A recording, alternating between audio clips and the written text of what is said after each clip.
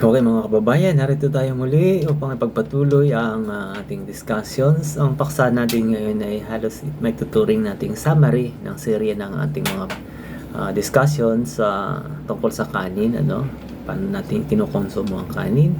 O kaya bilang panimula ng ating pangusap na mahalin tulad natin ito sa salitang higit pa sa busog na kaalaman. Sa ating kultura, ang kanin ay hindi lamang pagkain.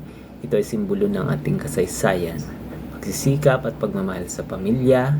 Subalit sa paglipas ng panahon, ang ating pagkonsumo ng kanin ay naging isang otomatikong gawi, isang survival mode na nakatali sa kahirapan at nakasanayan. Panahon na upang tingnan natin ang kanin sa bagong liwanag. Hindi ito dapat maging kadena ng ating mental na pisikal na pagunlad. Ang kanin ay enerhiya. Bilang mga arkitekto ng ating sarili tadhana, kailangan nating matutunan kung paano ito patakbuhin ng tama sa ating katawan, ang carbohydrates. Sa katotohanan, matalino ngunit pagod, di ba? Ang katotohanan na paggalaw na pag-aralan natin sa sunod-sunod nating serye na ang tao matalino ngunit pagod. Marami sa atin ng mga kababayan na may taglay na likas na talino at sipag, ngunit bakit nila marami ang nakakulong sa estado ng pagiging tagasunod? Sa scientificong basihan natin dyan, ang labis at maling paraan ng pagkonsumo ng puting kanin ay nagdudulot ng metabolic crash. Kapag ang utak ay laging nakararanas ng spike crash ng asukal, nagkakaroon ng brain fog, di ba?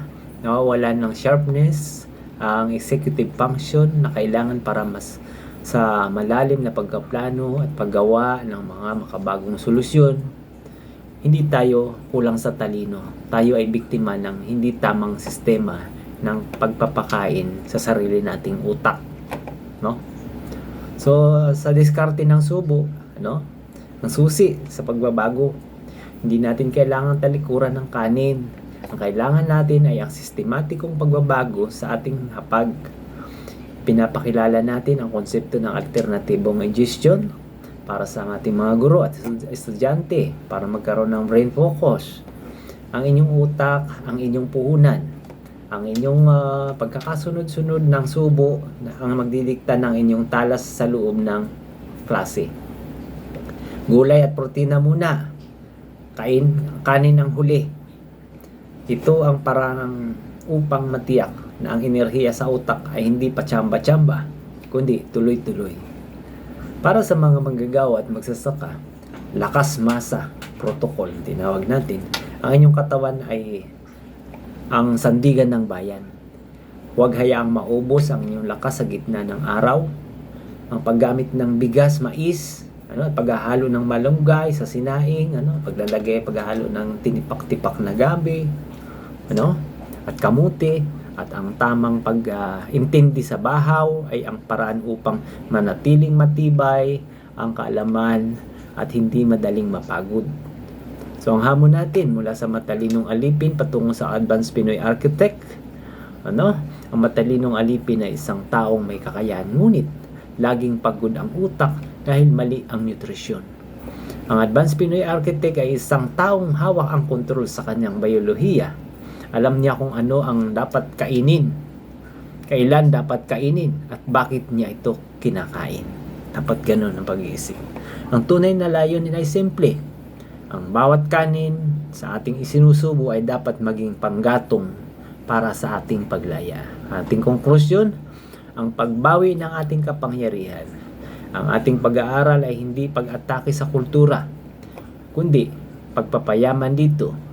Ang bawat magsasakang nagtatanim, bawat manggagawang nagbubuo ng gusali, at ang bawat gurong nagtuturo ay may karapatang magkaroon ng malinaw na pag-iisip at magbigay matibay na katawan. So, simulan natin ang ating sariling hapag. Kapag binago natin ang paraan ng ating pagkain, binabago natin ang takbo ng ating pag-iisip. At kapag ang isang buong bansa ay nag-isip ng malinaw, malaya at matatag, walang sistemang hindi natin kayang baguhin. Ito ang simula ng ating paglalakbay. maging bahagi ng pagbabago, maging advanced Pilipino sa makabagong panahon. Maraming salamat po. Naway na intindihan niyo po, nagkaroon tayo ng panibagong paraan kung paano natin kukonsumuhin ang kanin bilang isang pangunahing pagkain ng mga Pilipino. Maraming salamat po. The power of the brain be with you always.